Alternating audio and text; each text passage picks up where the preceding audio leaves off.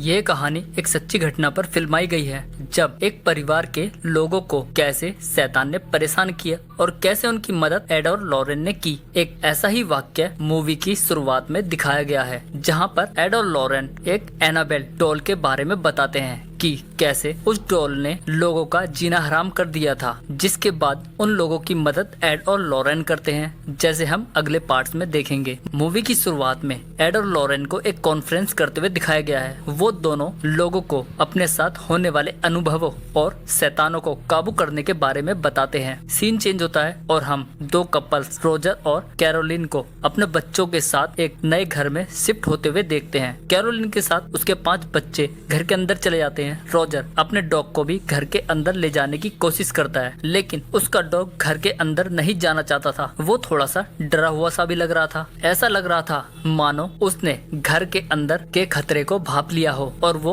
बाहर ही रुक जाता है। उनके घर के पास एक बहुत सुंदर झील भी होती है और उसके पास एक बहुत पुराना और एक बड़ा पेड़ होता है। उसकी सबसे छोटी बेटी अप्रैल को वहाँ पर एक खिलौना भी मिलता है, जिसे पाकर वो बहुत खुश हो जाती है। वहीं घर के अंदर बाकी बहनें अपनी मॉम के साथ आंख मिचौली खेलती हैं। उनमें से एक स्टोर रूम में छिप जाती है। जब दूसरी बहन उसे ढूंढने जाती है तो वहाँ से एक लकड़ी का हिस्सा टूट जाता है। जब उसके फादर वहाँ पर चेक करने जाते हैं तो उन्हें स्टोर रूम के नीचे एक बेसमेंट मिलता है, जिसमें एक पियानो के साथ साथ वहाँ बहुत सी चीजें रखी हुई होती है। नेक्स्ट सीन में हमें दिखाया जाता है कि उसका डॉग रात में बहुत जोर जोर से भौंक रहा होता है, जिसे ये लोग इग्नोर करके सो जाते हैं। अगली सुबह जब कैरोलिन उठती है तो उसे उसके पैर पर एक जख्म दिखाई देता है। अपने कमरे से बाहर आने पर कैरोलिन देखती है कि उसकी घर की सारी घड़ियां 3:07 पर बंद हो चुकी हैं। उसे ये सब बहुत अजीब लगता है, इसलिए वो अपने पति रोजर को इस बारे में बताती है, लेकिन उसका पति बोलता है सामान लाते वक्त शायद झटके से बंद हो गई हो। दोनों बात कर ही रहे थे कि बाहर से जोर जोर से चिल्लाने की आवाज आती है। दोनों बाहर भागते हुए जाते हैं। वहाँ पर उनकी छोटी बेटी अप्रैल अपने मरे हुए डॉग को देखकर जोर जोर से चिल्ला रही थी। ये देखकर उन्हें बहुत दुख होता है। वो ये नहीं समझ पा रहे थे कि उनकी मौत कैसे हुई है। वहीं रात में फिर से घर की घड़ियां 3:07 पर बंद हो जाती हैं। सभी सो रहे होते हैं और उनके साथ पैरानॉर्मल एक्टिविटीज होना शुरू हो जाती हैं। सोती हुई क्रिस्टीन का पैर कोई बहुत जोर से खींचता है और नैन्सी को घर से बहुत बुरी बदबू आने लगती है।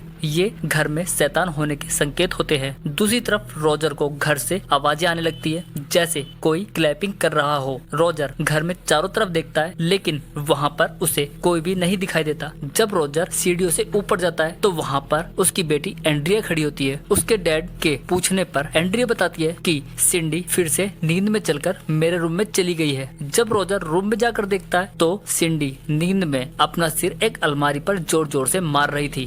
दरअसल सिंडी को नींद में चलने की आदत होती है, लेकिन सिंडी ने ऐसा पहले कभी नहीं किया था। रोजर सिंडी को लेकर बेड पर सुला देता है। अगले दिन रोजर जब सुबह जॉब पर जा रहा होता है तो वो देखता है कि उसके घर के पास एक कबूतर नीचे गिरकर तड़पकर मर जाता है। रोजर को ये सब अजीब लग रहा था, लेकिन वो उसे इग्नोर करके ऑफिस चला जाता है। उसके बाद चारों बच्चे स्कूल चले जाते हैं। अब घर में केवल कैरोलिन और उसकी सबसे छोटी बेटी अप्रैल रह जाती है। घर में अप्रैल अकेले में किसी से बात कर रही होती है। जब कैरोलिन वहाँ जाकर चेक करती है तो वहाँ पर कोई नहीं था। कैरोलिन के पूछने पर वो बताती है ये मेरा नया दोस्त रॉरी है। इसके बाद कैरोलिन अपनी बेटी के साथ आंख मिचौली खेलने लगती है और अप्रैल कमरे में जाकर छुप जाती है। कैरोलिन भी उसे ढूंढते हुए रूम में पहुंच जाती है। वहाँ पर वही अलमारी थी जिसमें सिंडी अपना सर मार रही थी। तभी अलमारी का गेट अपने आप ही खुल जाता है। कैरोलिन पीछे पलटती है और अपनी बेटी से थर्ड क्लैप बजाने के लिए बोलती है। अलमारी से 2 हाथ निकलकर तालियां बजाते हैं। कैरोलिन धीरे धीरे से अलमारी की तरफ बढ़ती है।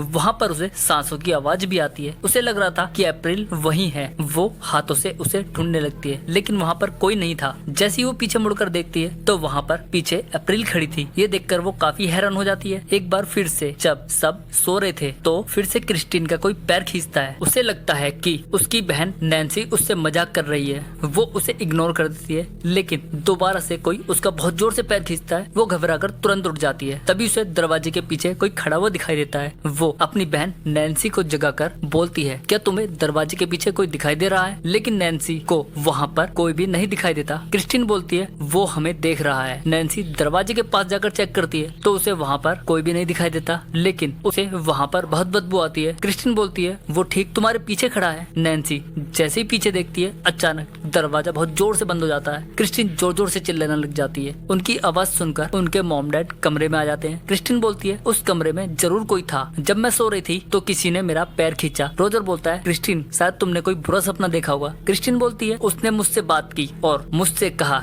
कि वो मेरे सारे परिवार को मार देगा।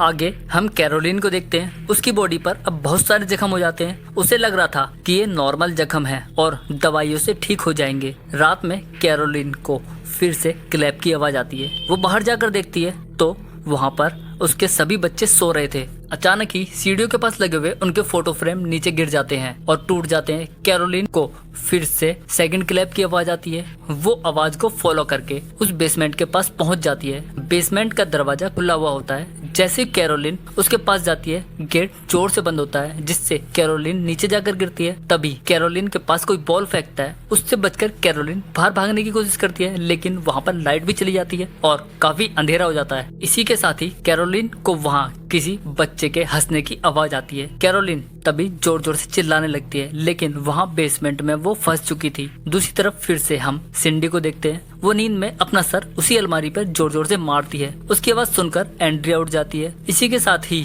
वो सिंडी को बेड पर सुला देती है। तभी एंड्रिया को उस अलमारी से आवाज आने लगती है। वो उस अलमारी को खोलकर देखती है तो वहाँ पर कोई नहीं होता, लेकिन जब एंड्रिया की नजर अलमारी के ऊपर पड़ती है तो वहाँ पर वही शैतानी आत्मा थी। वो शैतान एंड्रिया के ऊपर कूद जाता है, जिससे डरकर वो जोर जोर से चिल्लाने लगती है। उसी वक्त बाहर से रोजर भी आ रहा होता है। वो भागकर घर में आता है और पहले अपनी वाइफ को बेसमेंट से निकालता है और फिर अपनी बेटी के पास जाता है और पूछता है, कोई मुझे बताएगा कि यहाँ क्या हो रहा है? आगे हम एड और लॉरेन को देखते हैं। कैरोलिन उन्हें बताती है कि हमारे घर में कुछ अजीब हो रहा है और उन्हें अपने घर आने के लिए रिक्वेस्ट करती है। इस पर एड लॉरेन उनके घर पहुंच जाते हैं और वहां पहुंचने पर कैरोलिन उन्हें बताती है कि रात को यहाँ पर बहुत गंदी बदबू आती है और दरवाजे से 3 बार तालियों की भी आवाज आती है। अब दोनों पूरी तरह से समझ चुके थे कि वहाँ पर जरूर कोई शैतान इन्हें परेशान कर रहा है। इसी के साथ ही वो ये भी बताते हैं कि हमारे घर की सारी घड़ियां 3:07 पर रुक जाती है। कैरोलिन उन्हें बेसमेंट में ले जाती है, जहाँ पर लॉरेन को कुछ महसूस होता है और उसी के साथ उसे आवाजें आने लगती है, जिसमें कोई जोर जोर से चिल्ला रहा था। मतलब यहाँ पर बहुत बुरा हुआ है। एड उससे पूछता है, यहाँ पर इतना कुछ होते हुए भी तुम यहाँ से शिफ्ट क्यों नहीं करते? रोजर बोलता है, मेरे पास जितना भी पैसा था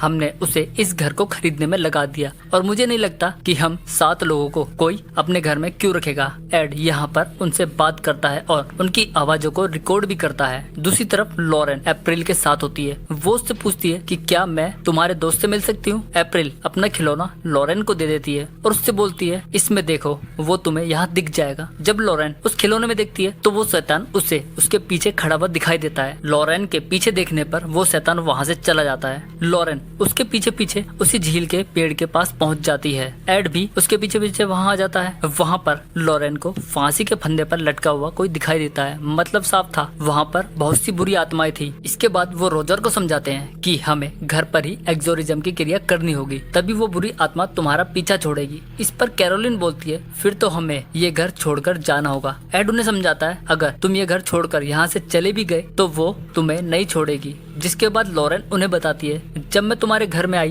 तो मैंने वो काला साया देख लिया था। वो सीधा आपके पीछे खड़ा था। दूसरी बार मैंने उसे तुम्हारी बच्चियों के पीछे देखा। अब ये काली परछाई तुम्हारे परिवार से जुड़ गई है। आप कहीं भी चली जाओ, लेकिन ये परछाई आपका पीछा नहीं छोड़ेगी। रोजर बोलता है, हमें क्या करना होगा? हमें कोई प्रीस्ट को बुलाना होगा। इस पर एड बोलता है, काश कि कितना आसान होता। सबसे पहले हमें जांच करनी होगी और सबूत इकट्ठे करने होंगे। इसके बाद ही चर्च हमें एक्सोरिज्म करने की इजाजत देगा। ये एक बहुत मुश्किल काम है। फिर एड बोलता है, हमारे रहते हुए यहाँ चीजें और खराब हो सकती हैं। वो शैतान नहीं चाहेगा कि हम यहाँ रहें, इसलिए हमें जाना होगा। दोनों वापिस अपने घर चले जाते हैं। घर पहुँचने पर एड उस रिकॉर्डिंग को सुनता है जो उसने रॉजर के घर पर की थी। उसमें केवल एड की ही आवाज होती है। बाकी फिर लॉरेन एड को उस फार्म हाउस के बारे में बताती है जो कि 1863 में बनाया गया था। यहाँ पर जो कपल रहता था उसकी वाइफ ने अपने 7 साल के बच्चे को जलाकर मार दिया था और अपने आप खुदकुशी कर ली थी। वो समय था 3:07। धीरे धीरे यहाँ पर बहुत से लोग मारे गए और फार्म को टुकड़े कर करके बेच दिया गया। ये दोनों बात कर ही रहे थे कि वो टेप अपने आप ही प्ले हो जाता है और उसमें से जोर जोर से उन मरे हुए लोगों की आवाजें आने लगती हैं और उसकी घड़ी भी 3:07 पर बंद हो जाती है। अगले दिन एड लॉरेन अपने कुछ साथियों के साथ उनके घर पर जाते हैं ताकि वो सबूत इकट्ठा करके चर्च को दे सके। वो घर में चारों तरफ कैमरे लगाते हैं और उन्हें वॉइस रिकॉर्डर से अटैच कर देते हैं। इसी के साथ ही घर में चारों तरफ छोटी छोटी घंटियां और क्रॉस के निशान भी लगा देते हैं। रात में उन्हें घर में कुछ हरकत दिखाई देती है और बेसमेंट का गेट अपने आप ही खुल जाता है। एड लॉरेन उस शैतान से बात करने के लिए बेसमेंट में पहुंच जाते हैं, लेकिन वहां पर उन्हें कोई जवाब नहीं मिलता। आखिरकार रात बीत जाने के बाद भी उन्हें वहां से कोई सबूत नहीं मिलता। अगली सुबह लॉरेन कपड़े सुखा रही थी, तभी वो देखती है कि तेज हवाएं चलने लगती है और आसमान में काले बादल छाने लगते हैं। उसे कपड़ों में वही शैतान दिखाई देता है। लॉरेन भागकर सीधा घर में जाती है। वो समझ जाती है कि वहाँ पर कुछ गड़बड़ होने वाली है। अंदर कैरोलिन अपने कमरे में सो रही थी, तभी उसके पास वो साया आता है और उसके मुंह में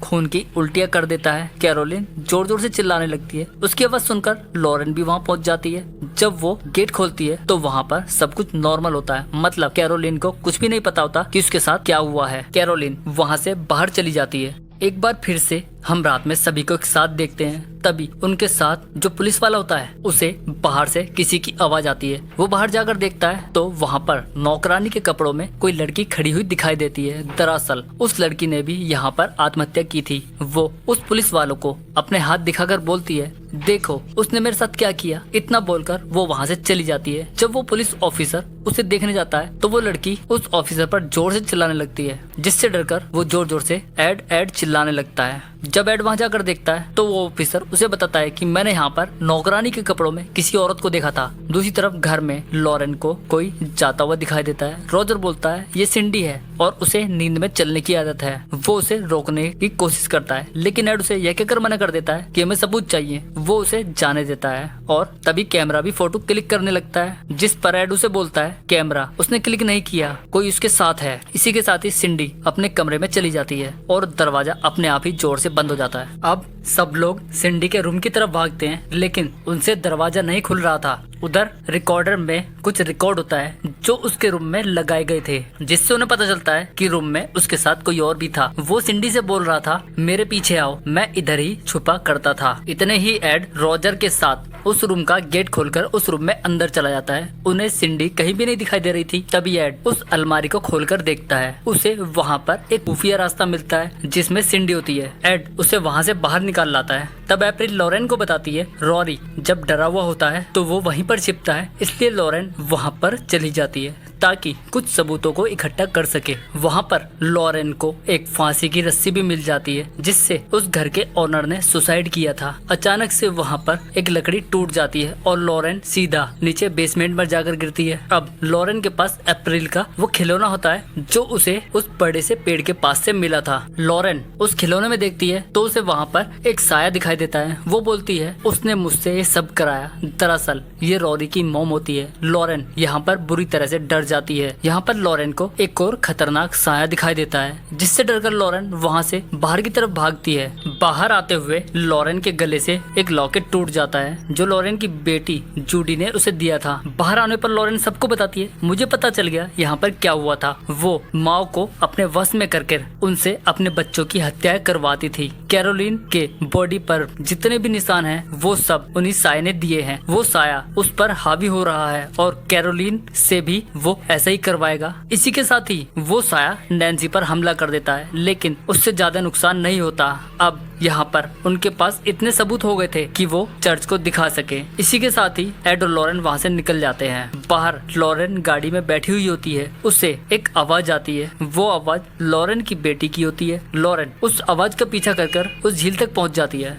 जब लॉरेन वहाँ पर पानी में देखती है तो उसे जूडी की परछाई दिखाई देती है। इससे वो बुरी तरह से घबरा जाती है। वो भागकर घर में जाती है और अपनी मॉम से फोन करके जूडी के बारे में पूछती है। जूडी बिल्कुल ठीक होती है। वो एड से गले लगकर खूब रोती है। ये लॉरेन के लिए एक चेतावनी थी। इसके बाद एड लॉरेन पादरी को वो सभी सबूत दिखाते हैं। वो सिंडी के लिए गए उन फोटो को भी दिखाते हैं जिसमें वो साया सिंडी के साथ होता है। परिवार के लोग कैथोलिक नहीं थे, इसलिए पादरी बोलते हैं अप्रूवल में टाइम लगेगा, हमें सीधे वेटिकन से एक्सोर्सिज्म क्रिया करने के लिए पूछना होगा। इसके बाद वो वहाँ से घर चले जाते हैं। दूसरी तरफ हमें एड लॉरेन की बेटी जूडी को दिखाया जाता है। वो सो रही होती है और उसका कोई जोर से पैर खींचता है। वो उठकर अपनी मॉम को ढूंढते हुए एक दूसरे कमरे में चली जाती है। तभी वो देखती है कि एनाबेल के साथ कोई साया है, जिससे वो बुरी तरह से चिल्लाने लगती है। उसी समय लॉरेन एड के साथ घर पहुंच जाती है और जूडी को बचा लेते हैं। दूसरी तरफ जब रॉजर घर पहुंचते हैं तो उनकी बेटियां उन्हें बताती है कि मॉम क्रिस्टीन और अप्रैल को लेकर कहीं चली गई है। रॉजर फोन करके ये बातें एड लॉरेन को बताता है। लॉरेन उन्हें बताती है वो साया मॉम को वश में करके उन्हें बच्चों को मरवाएगा। वो वापस उसी घर में उन्हें ले जा रही है। रॉजर एड लॉरेन और पुलिस को लेकर उस घर में पहुंच जाते हैं। जब वो वहाँ पहुंचते हैं तो देखते हैं कैरोलिन कैंची से अपने बच्चे को मारने वाली होती है। तब तक ये वहाँ पहुंच जाते हैं और उसे पकड़कर बाहर ले जाने की कोशिश करते हैं। जैसे ही वो बाहर गेट तक पहुंचते हैं कैरोलिन का मांस फटने लगता है और वो जोर जोर से चिल्लाने लगती है। लॉरेन बोलती है वो इसे घर से बाहर नहीं जाने देगी। अगर हम उसे बाहर ले गए तो वो साया कैरोलिन को मार देगा। तभी कैरोलिन को एक धक्का लगता है और वो घसीटते हुए सीधे उस बेसमेंट में जाकर गिरती है। रॉजर एड लॉरेन के साथ कैरोलिन को बचाने की कोशिश करता है और कैरोलिन को पकड़कर कुर्सी पर बांध देता है। एड बोलता है मुझे फादर गॉर्डन को बुलाना होगा। इस पर लॉरेन उससे बोलती है वो बहुत दूर है, तब तक कैरोलिन मारी जाएगी। एड बोलता है फिर मुझे ही एक्सोर्सिज्म की क्रिया करनी होगी, इसलिए लॉरेन को यहाँ से जाना होगा। लॉरेन बोलती है ऊपर वाले ने हमें जिस वजह से मिलाया है यही वो वजह है। इसी के साथ ही एड एक्सोर्सिज्म की क्रिया करना शुरू करता है। वो पवित्र किताब को पढ़ना शुरू करता है। वो शैतान किताब के पढ़ते ही वो शैतान उनके कंट्रोल से बाहर हो जाता है। चीजें हिलने लगती है और वो कुर्सी भी हवा में झूलने लगती है जिस पर कैरोलिन बैठी हुई थी। इसी के साथ ही वो कुर्सी उल्टी होकर छत से टकराने लगती है। घर के बाहर कौवे मंडराने लगते हैं। एड लगातार मंत्रों का उच्चारण करता है। तभी कुर्सी नीचे गिरकर टूट जाती है और कैरोलिन आजाद हो जाती है। सब लोग उसे पकड़ लेते हैं। उधर ड्रीव को किचन के नीचे अप्रैल मिल जाती है। कैरोलिन उनसे छूटकर अप्रैल को मारने के लिए वहाँ से भाग जाती है। अब उसके हाथ में कैंची भी होती है और जैसे ही वो उसे अप्रैल को मारने वाली होती है तभी एड जोर से चिल्लाता है बैट सिवा, ईश्वर की ताकत से मैं तुम्हें नर्क में जाने का हुक्म देता हूँ। वो शैतान अभी भी कैरोलिन पर हावी होता है जिस पर लॉरेन और रॉजर उसकी मदद करते हैं। लॉरेन बोलती है याद है तुमने मुझे क्या दिखाया था, और याद करो उन हंसी पलों को जो तुमने अपने परिवार के साथ बिताए थे। वो तुम्हारे लिए सब कुछ है, तुम उन्हें छोड़कर नहीं जा सकती। जब कैरोलिन को सब कुछ याद आ जाता है उसे उल्टी होती है। इसी के साथ ही सब कुछ नॉर्मल होने लगता है। अगले दिन की नई शुरुआत होती है। बच्चे अपने मॉम डैड से मिलकर बहुत खुश होते हैं। मूवी के अंत में एड वो खिलौना जो अप्रैल को मिला था उसे अपने साथ ले जाता है। वो उसे वहाँ रखता है जहाँ पर उसने म्यूजियम बनाया हुआ था। इसी के साथ ही मूवी खत्म हो जाती है।